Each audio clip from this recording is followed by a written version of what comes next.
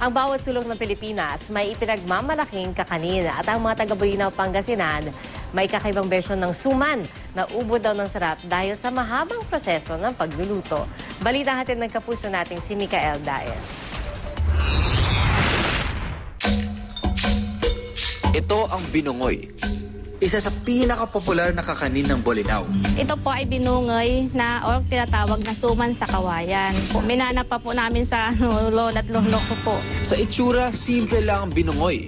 Pero alam nyo ba na ibang klase ang proseso ng paggawa nito? Magdamag na binababad ang kaning malagkit, kinabukasan ilalagay ito sa kawayan. Lalagyan ng gata na may kaunting asin at saka tatakpan ng dahon ng saging. Ibabaon ang kawayan sa lupa, sisilaban ang magkabilang dulo nito. 3 oras itong pinapaikot-ikot sa apoy para lubusang masahay ang malagkit. Pero sisiguraduhin hindi masusunog ang kawayan, maging ang dahon ng saging. Kita nyo to?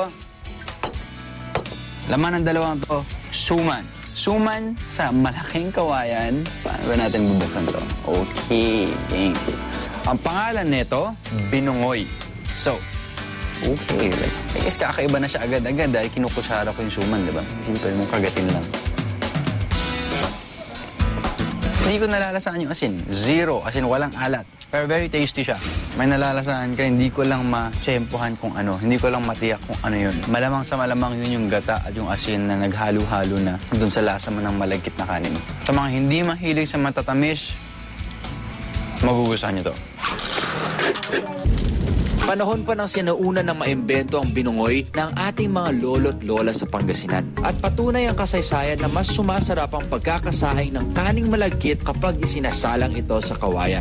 Isang magandang halimbawa na mahal ng mga Pilipino ang pagkain ay ang binungoy. Simpleng malagkit na kanin, ngunit napakatagal ng proseso.